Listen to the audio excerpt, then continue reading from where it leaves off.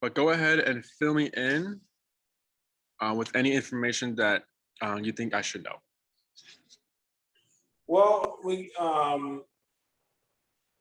him about a year ago. He's about a year and a half, I think. And I'm looking just for some general, well, he goes crazy when skateboards come by.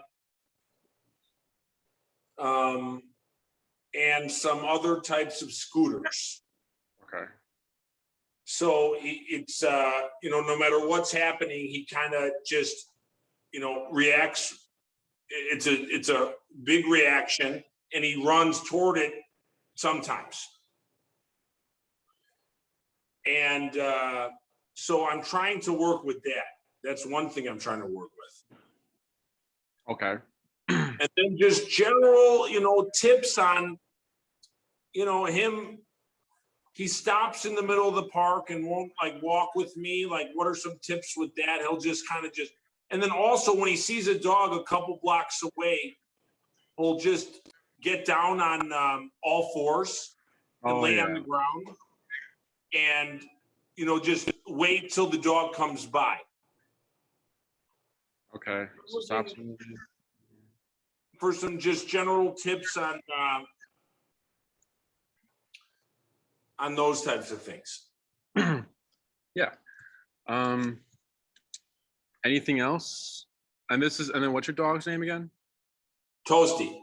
Toasty. Oh yeah, Toasty. Okay. So year and a half, reactive or lunges at skateboards and scooters, stops moving once in a while on your walks, and then lays down when he sees a dog. Anything else I should know about Toasty? He pisses on his front leg sometimes. Okay. I'm not sure if that's a thing. Hey.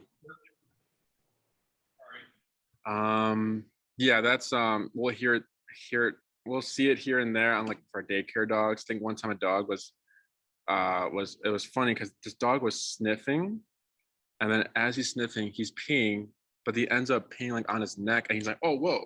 So it's just it was a really funny thing. But yeah, I've seen dogs do that when they pee on themselves as they're going to the bathroom. It's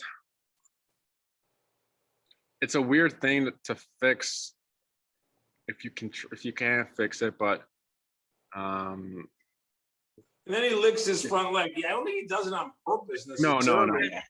It just happens. It's not like they don't even know it. We have a lot of dogs that do it here at the daycare. When they go outside of potty, they're pissing on their front paw or their front leg, and it's just yeah, that's what it is. It's like he's got 3 or 4 pissing techniques, and one of them somehow puts it close to his front left leg, and he gets it on there.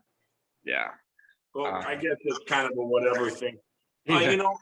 Yesterday, we were out on the patio, and I have a porch in my house, and he pissed in the porch. Oh, okay. The thing is, it probably was on me the thing is, we kind of just gone out only an hour before, but I'm looking for something to be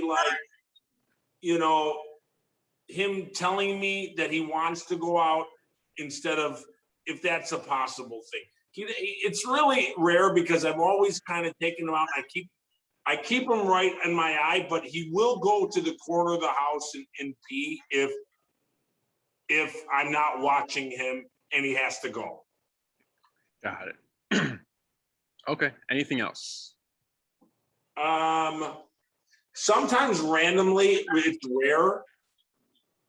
Right now he's teething a little bit on me, but sometimes randomly it's only 1 out of 10 dogs, but when he lays down on the ground and they're coming by him, 1 out of 10% of the time he'll be a bit aggressive. Mm-hmm. But it's only when he's really on the leash that I've seen that happen, and it's only very rarely. Got it. Aside from those, I don't think there's. That's pretty much it, or I think so. Okay. And then, command wise, are there any specific commands you're looking to teach Toasty, or is this just kind of like the general? Well, I don't know how it works in terms of, I see some people who have the dog stop at the intersections. I'm not sure if that's best practice or what the story is, if that's the command I should be, wanting to do. Mhm. But nothing, unless I should be having him do a command. I'm not trying to do anything like special here. Got it. Okay. Yeah, your your case is very simple, very easy. Nothing out of the ordinary here. And how did you hear about us? Sorry. I actually saw Jesse in Palmer and I approached him. Oh, nice. And the students or his pupils or the parents of the dogs were discussing how incredible Jesse was. Yes. Good. Thank you for that. That's a big compliment to the business. Okay. And then and you are aware that we do train up e-collars and prong collars and all those things, correct? Well, I saw that on there, but that means that it's like there's shocks given and stuff like that. And Yeah, I mean, so we'll get into it, but I was just making sure that you're aware of that. But they're not shocks, and then I'll explain what they are. The same technology is used on humans, but for your case, it's very simple. If you're just looking just for these commands or these problems to be fixed, like the skateboards, he stops moving here and there. You wanted to keep him moving. The potty training, and then a little bit of reactivity with the dogs, but that's very rare. It's very simple, very easy, very quick. But if you were looking for like maybe a recall as well, like a come when call when he's off leash, then we can probably, because I'm trying to figure out like what program would be best. That's a great idea. That's a great idea. Recall when he's off leash. Be able to come to me, you're saying? I'm sorry? To be able to call him to me when he's off leash? Yes, yes. Yes, that is something I'm interested in now that you're saying that. Yes. Got it. But yeah, some common commands owners like to look for and like to have is definitely the walking command, which addresses these certain behaviors you're seeing from Toasty. The recall, which is come when called. And owners also like having some sort of stationary command, whether it's place. Place means go to your bed, don't hop off, but you can sit, stand, lay down, chew on a bone, whatever you want, just don't hop off the bed. So like if they're cleaning the house and like if Toasty's like getting happy with you and excited and like wants to follow you and he's getting away, place, he goes to his bed and he stays there and then you can clean the house. So place, and then stay and then sitting down and all your regular general obedience, general obedience commands there.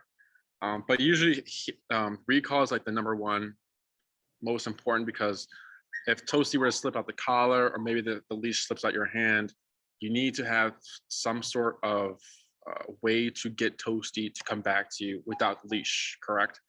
Oh yeah, I'm having that issue every morning because I go through Palmer Square and I haven't taken him off leash, but I see all these other dogs off leash.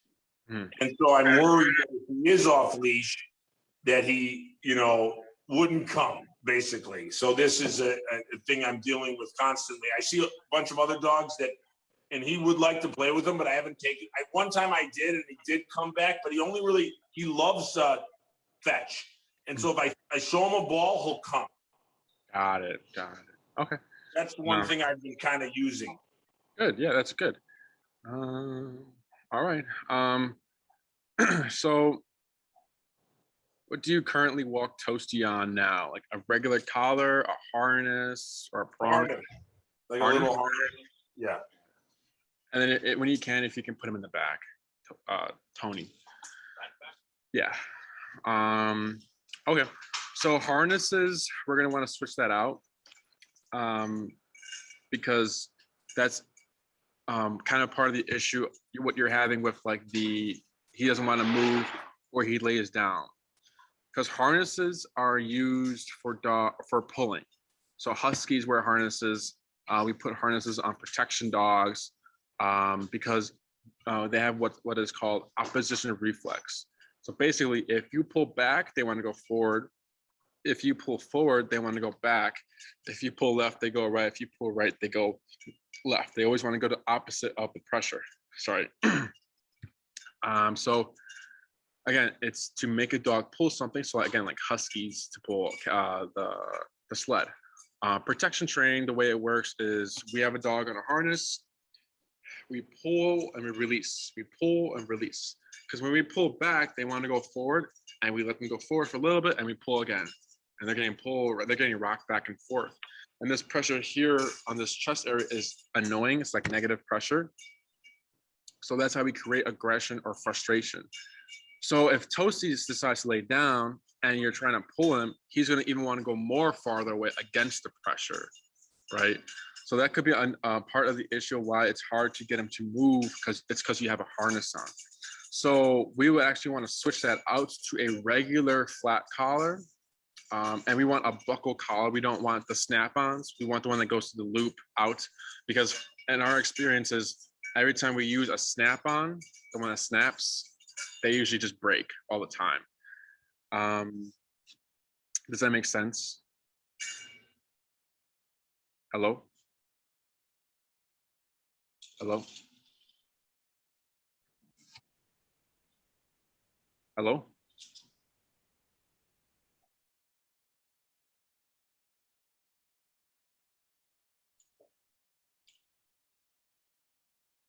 I think it froze. Can you hear me? Yes, I hear you. Yeah, that does make sense. I got the part about the buckle breaking. Nice. So you think it should be a collar around his neck? I've always heard that those choke the dogs. It chokes the dogs if they're pulling on it, but we wouldn't let him pull. Got it. And then the opposition reflex of them pulling or going against the pressure or going away from it, it kind of sometimes translates to the regular collars as well. But I'll get into it why we want to change it for a more specific reason in our program, why we want to do the flat collar. And then, so those are some tools there. We have the harness, the flat collar, and then other tools out there, maybe like prong collar, right? Prong collar is like one of those spiky ones, right? It's a good step forward as well if you wanted to do that, because it allows you not only to fix the opposition reflex of your dog, of Toasty pulling you or going against the pressure, but it also allows you to correct behaviors. So if you're walking and then maybe a skateboard comes out of nowhere and Toasty lunges at it, Toasty is going to hit the leash, the end of the leash, and hit the prong, and then get corrected and go back to you. So there's a consequence for lunging at things without you even doing anything. All you're doing is holding the leash. You're just walking. Toasty decides to lunge. Boom, his prong goes back to you. You didn't do anything. That was all Toasty. Toasty made that happen. And now he realized, whoa, I tried going at something. This stopped me. I didn't like that. Issue with prong collar is if Toasty's really, really wanting to get to that skateboard or scooter, sometimes prong collar isn't enough pressure. So, and even if it's for like, because Toasty's a Chihuahua or a Chihuahua mix or something, right? Like a Terrier mix, yeah. Terrier mix.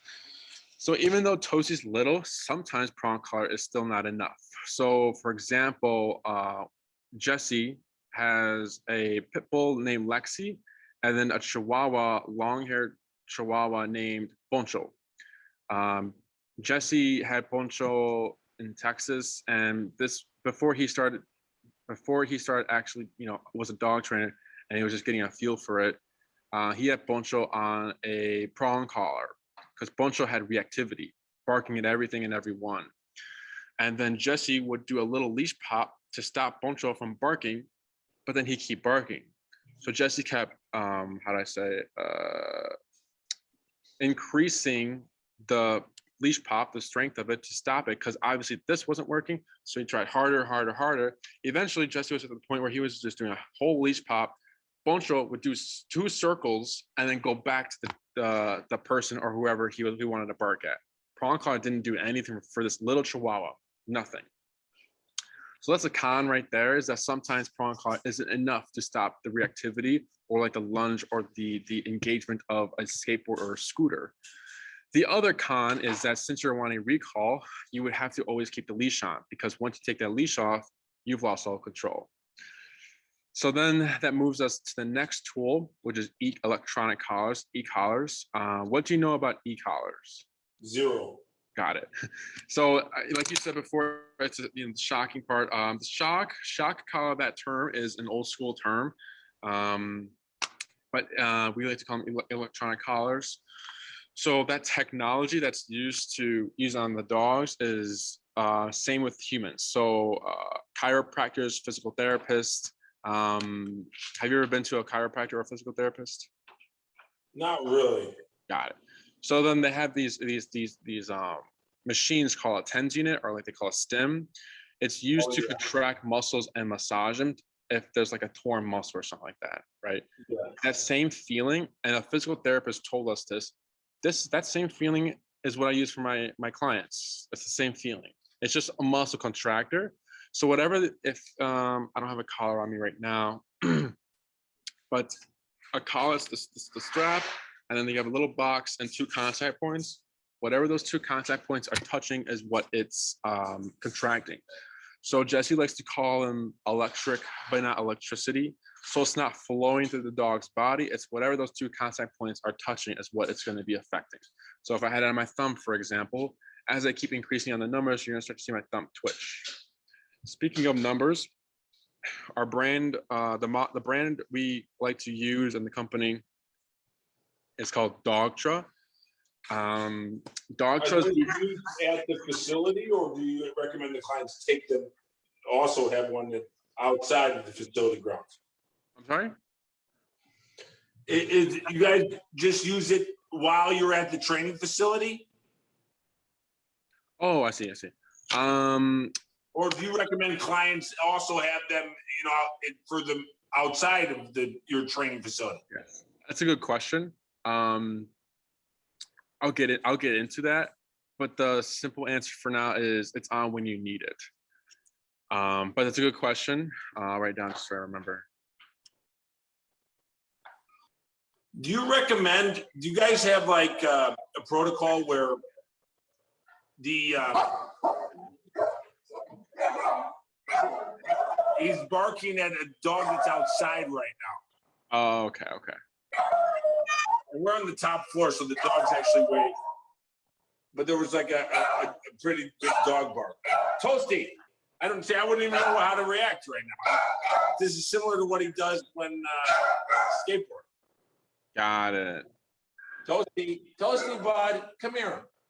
Come on, buddy. Here you go. Yeah. Come on. But what I was going to say, do you recommend that, like, is there a protocol where somebody brings treats with them on every walk? Is that something you guys get into? Yeah, it's not needed. That's why e-cause is great, because there's like not that much work needed, and then you get great results. So with you have the option to do it, but we always like to make it very simple for dog owners, right? As a trainer, we need to do that stuff because we're dog trainers, but you're a dog owner, and it's unrealistic if maybe because what can happen is sometimes they're too reliant on the food versus relying on the e-collar. But and then also it's too much work for them. They get confused and then they're overwhelmed. So if you're able to do it, you can do it, but it's not required or anything. What else? Oh, so the brand we use is called Dogtra. This brand of e-collar we use has been used by Jesse for more than half his career, so about like 10 years, I think. He's always used Dogtra. He's seen the best results from Dogtra. There are other brands out there, other e-collar brands and companies. Our models from Dogtra go up to 127. So it has 127 levels. So 0, 1, 2, 3, 4, 5, 127.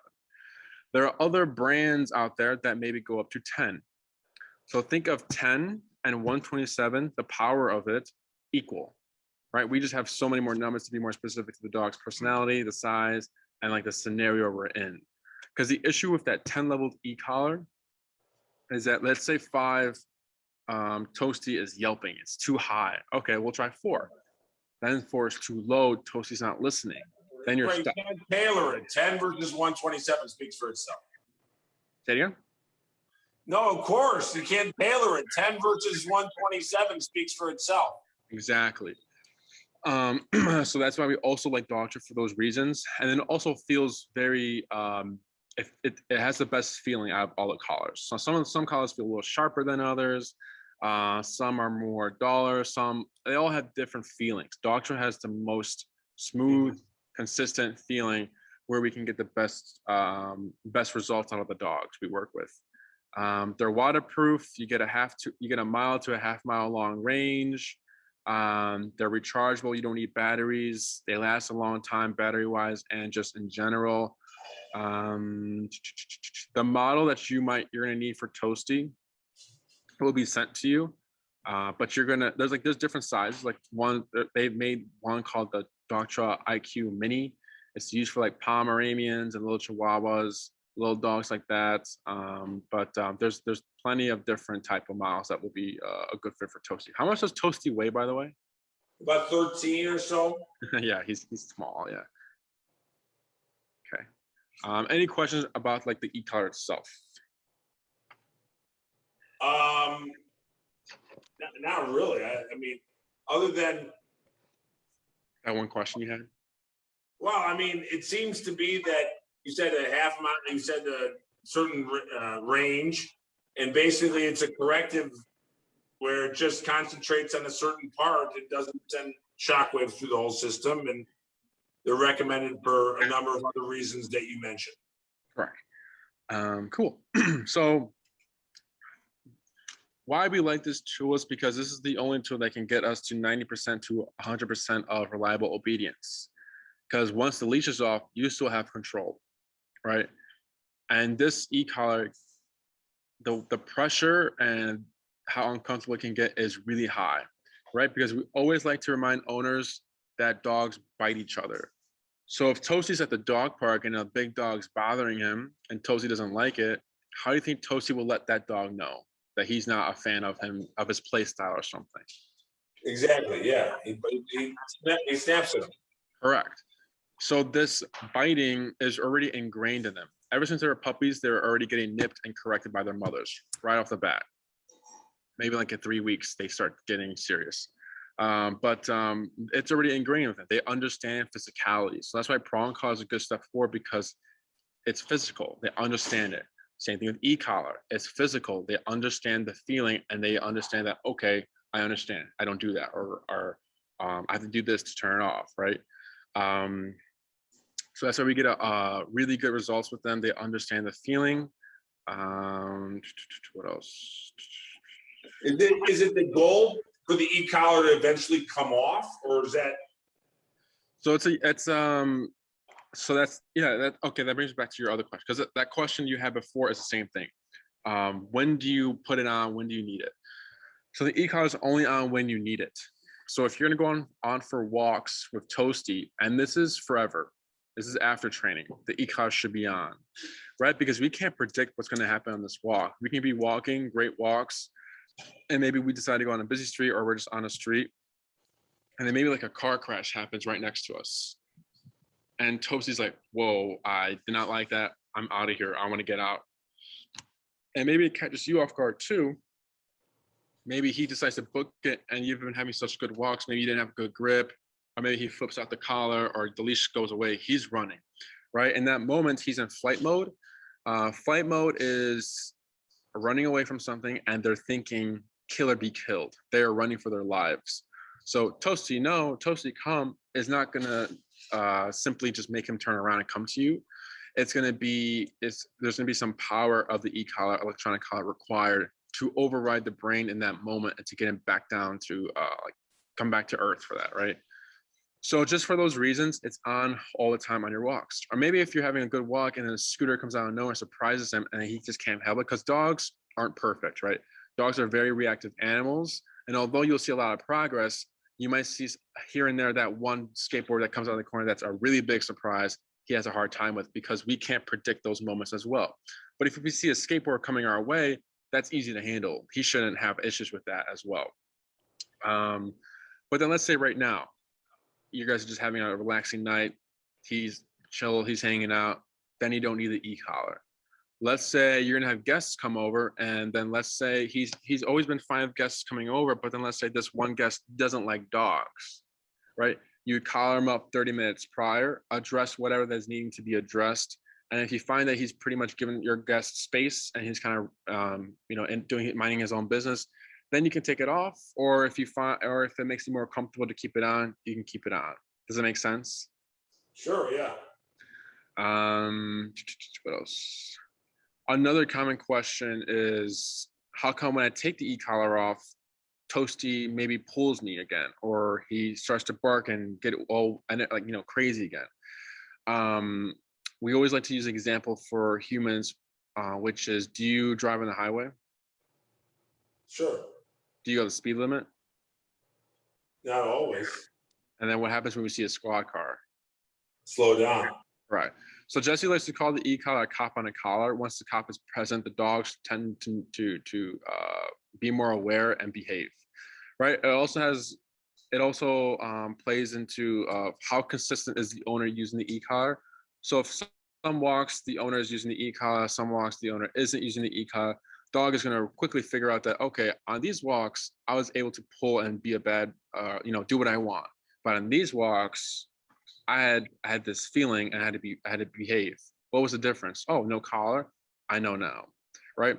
So that's the only part that will affect the training. But if we're good with the training and everything, and we see that the dog is still has some opportunistic behavior in them, it has nothing to do with the training, it has nothing to do with the e-collar, it has nothing to do with the way we're practicing or training you guys.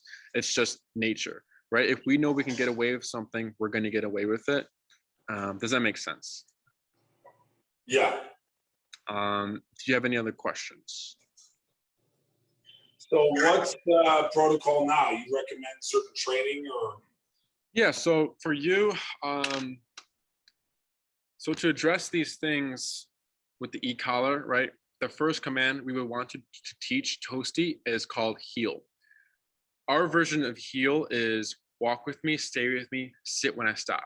So if you take 5 steps with Toasty, Toasty takes 5 steps. If you take 10, he takes 10. If you come to a stop, no words said, Toasty's to automatically sit on your left side, right shoulder parallel to your left leg, loose leash in any environment, right? That's why we train at Palmer Square. That's why we train at Oz Park, because if you can train your dogs in these environments, you can basically train your dog anywhere, because a lot of crazy stuff goes on at these parks. So the heel, right? It sounds very strict, right? So strict that the idea is that Toasty would be more worried about where he's walking and making sure that he's aligned with you than skateboards, than dogs, and anything else. So what would happen is we teach you heel, we see what that fixes, right? If we're like, oh wow, Enrique, he doesn't stop anymore, we keep moving, he walks, he sees a dog, we keep moving, there's no issues. And then the skateboards, and maybe scooters are good, but then skateboards are still an issue. Then we can simply tackle skateboards. But usually heel fixes a lot of things on its own. So if a dog has any human reactivity, when they see humans, they start to bark. Without addressing it head on, we teach them heel, and they never bark at humans again. Because that's happening because of overstimulation, where you bring the dog on, the dog's scanning for everything. They don't know what to do. They're all over the place. Heel is simply giving them a job. Now they know what to do, so they're more relaxed and they're more mentally. It's a mental exercise. It takes a lot of work to keep this position. So that's mentally draining. They're getting tired. They're getting the full effect on a walk that they should be. So the heel should fix a few of these issues. Recall. So heel is 2 classes. Heel, recall, that can all be done on e-collar.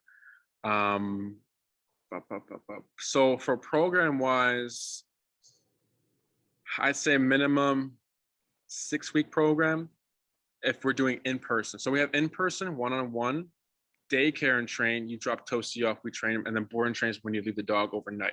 Did you have a preference on which program you were interested in? I can go into more detail about the programs if you like as well. Well, how long what's the protocol like of the in person? Okay. So in person is the one-on-one.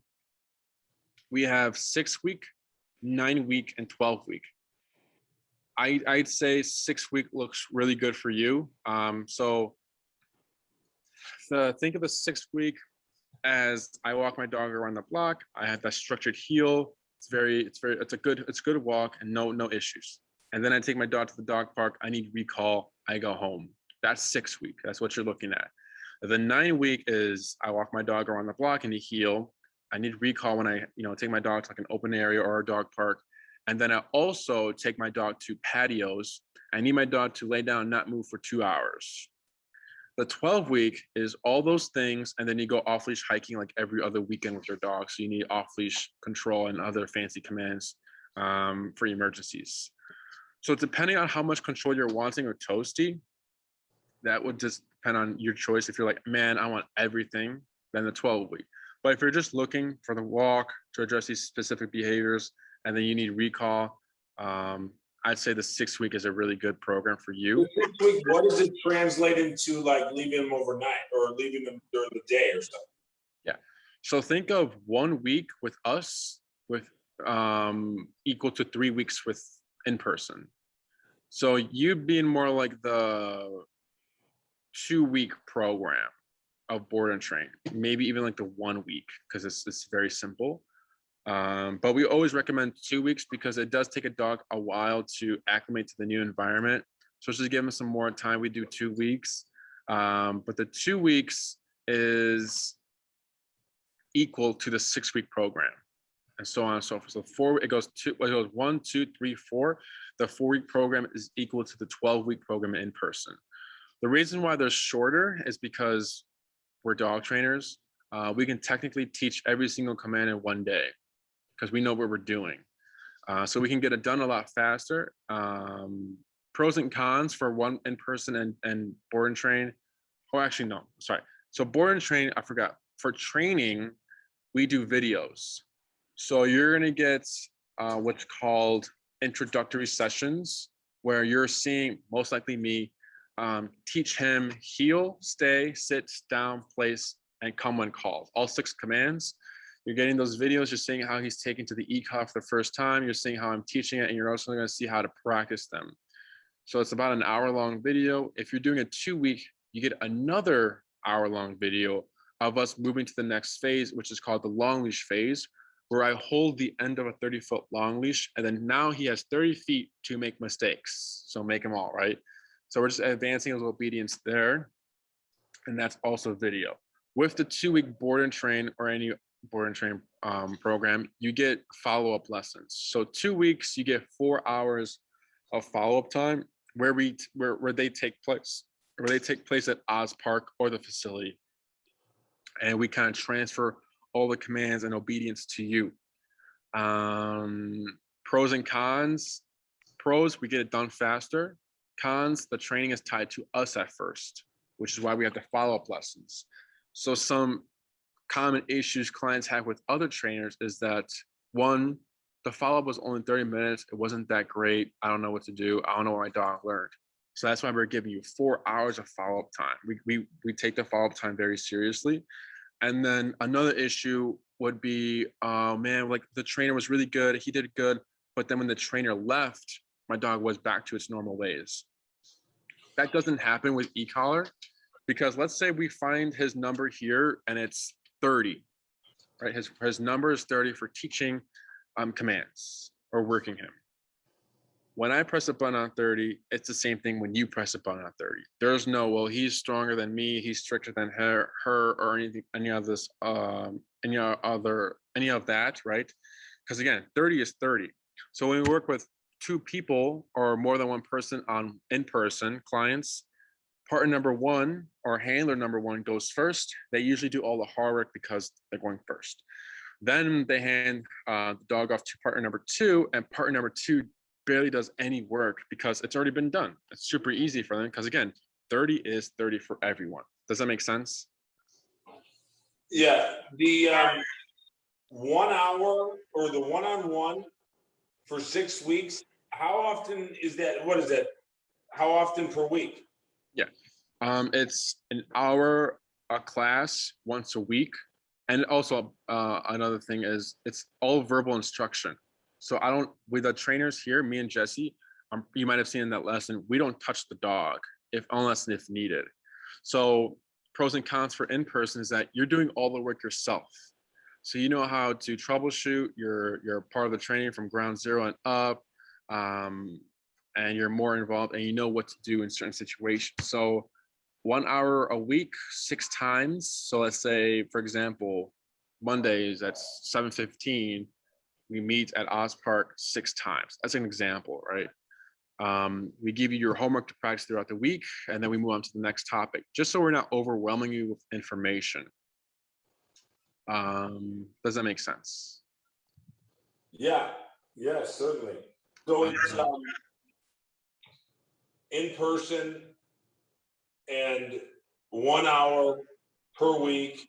So what about pricing and stuff like that? You guys go over that? Pricings, I don't remember them off. Is it in person versus boarding? Is it all different pricing or? Yes, in person is cheaper than boarding. So right now you're looking at around, I think it was like, I can't remember, 6 week is 1,000, and we don't provide you the e-card, that's sold separately. And then the board and train for 2 weeks is 2,750, and then the 1 week is 1,750. So in person is cheaper. We always recommend it, but in your case, since you're just looking for general obedience and a little bit of reactivity, nothing too serious, you can do either one. Then it kind of comes down to like availability. Like if you're available for a Sundays 1 p.m. 6 times, then you can do it. But if you know your schedule doesn't really work well and it's always changing, and you know, yeah, I can't commit to something like that, then it's like board and train or daycare and train. Any other questions? I don't think so. I don't think so. Cool. Did I miss anything? What else? What else? What else?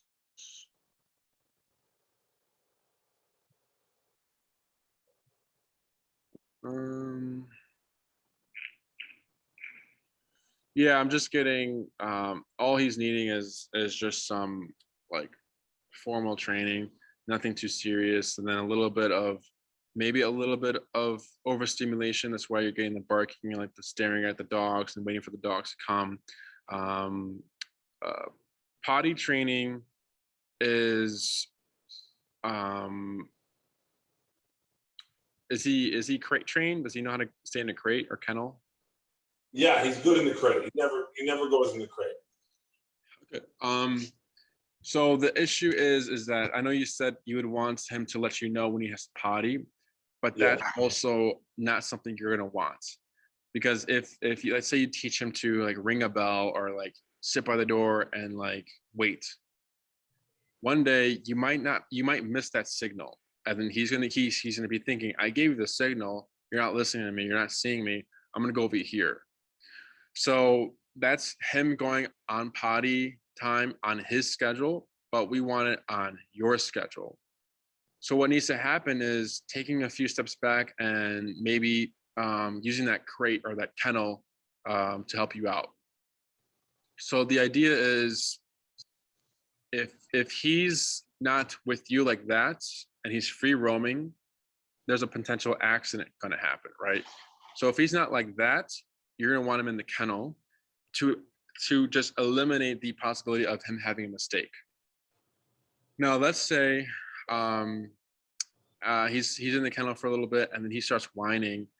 You're going to want to have him on your schedule, correct? So let's say, how old? He's a year and a half. So let's say you start off with like an hour, maybe 2 hours every outing. So like in the morning, you wake up, you let him out. Let's say you wake up at 7. You wake up, let him out at 7 a.m. You feed him, and then you feed him in the kennel, and he's there. You know where he's at, and you know he's not going to make a mistake because he's in the kennel. Then after breakfast, you let him out again, and then you put him back in the kennel. Then your schedule starts. So that'll be probably like 8 a.m. by then. So at 10 a.m. is when you give him the next outing. So maybe you want a little, want him to chill with you for a little bit, like right here, like right now. And then let's say you're done chilling, or you're starting to see him kind of like wanting to move around. I'd kennel him back up, maybe like at 9:30. And then at 10, you take him out the kennel and run him out to potty. But then let's say at 9:45, he decides to pee in his crate, right? You would still wait for 10 a.m. to hit to bring him out of that crate. And you would actually want him to stay in the crate with the crate soiled. No blankets, no cushions, nothing. It's just a regular crate tray. And he has to now deal with that, right? To train something, we need a positive and a negative. The negative is you have to sit and deal with that until your next outing because he couldn't hold it, right? So that's a negative. And the positive is obviously going potty, getting a treat, and getting to spend time with you. But if he's not able to hold it, then again, we need to do the kennel stuff because he's going out and about around the house. Does that make sense? Yes. So it's just about putting him on your schedule, because if he's on his own schedule, he's still going to go when he wants. And then as you start to see it progress, you can start extending the time. So maybe every 3 hours or every 4 hours, because he realistically should be able to hold it, because every month is an hour added. So if he's 3 months old, 3 hours, 4 months, 4 hours, and so on and so forth. So he should be able to hold it for a long time. I think like Jesse's dogs, like Jesse's Pitty is terrified of storms and thunderstorms, and she will hold it until like the storms are over. Like July 4th, she'll hold it for like 2 days. And then after those 2 days, she'll go out potty. It's crazy. Wow. Yeah. Any questions about that? No. And then also another thing that plays into a part of potty training is how much water Toasty is drinking. Because if he's having accidents and you notice maybe his urine, the color of it is clear, it's like white, that means he's overhydrated. That means you're giving him too much water. So he's more likely to have mistakes. You're looking for like the yellow, the normal color, right? So for water, it's an ounce per pound. And we only give it during meals, and maybe after a walk, we'll give some water. And just keeping in mind, how much water did he have today? Is he more likely to have an accident, or how that would work? Well, he just was drinking now. I just have it out for him. He drink any time. Yeah. So it's probably that's probably another issue, is that he can drink whenever he wants. So you don't know how much water he's had. Right. So only giving water when he's eating, and again, an ounce per pound is what he should be drinking. Any other questions? I don't think so. So, I mean, if I want to move forward, what happens? Yeah. After this consultation, you're going to get a follow-up email from my assistant, Tina.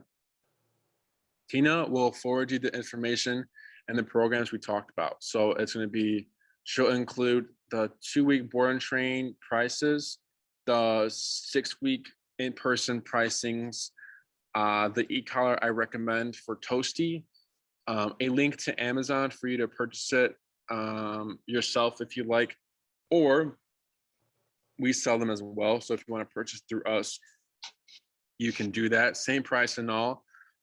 If you purchase the e-collar through us, 30 days, if there's like a malfunction or something is wrong with the e-collar, you give it back to us, we borrow you a collar, and we go ahead and deal dog truck.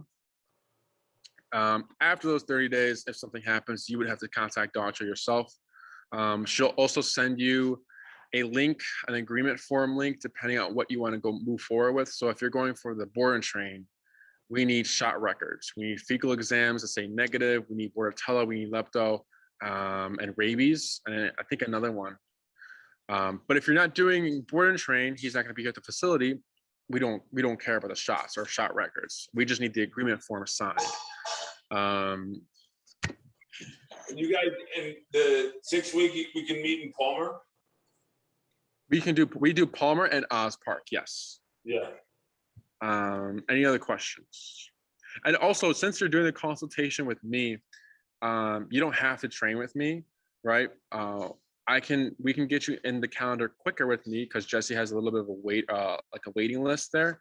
But if you were like, I really want Jesse because you saw him and everything, you can go ahead and move forward with Jesse. There's, he's more of the aggression, intense behavior cases. I deal with like the general obedience, reactivity, separation anxiety in general. That's what I handle. That's my niche. But yeah, it's up to you. Any questions?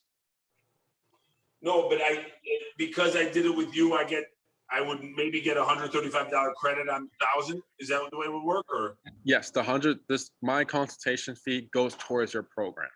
Right. Got it. And if you still do it with Jesse, it still goes towards your program because you did the consultation with me still. Got it. Okay. Cool. Any other questions? No. This has been very informative. Good. So yeah, Tina will be in touch with you. So once you sign those forms and do everything on your end, we'll go ahead and begin the billing and booking process, get you set up and everything. So yeah, we'll be in touch. It was very nice speaking with you. Very nice meeting you, Jacob, and seeing a little bit of Toasty as well. Thank you. Thank you very much. Appreciate that. Okay. Talk to you soon. Appreciate it. Yes. Have a good night. You too.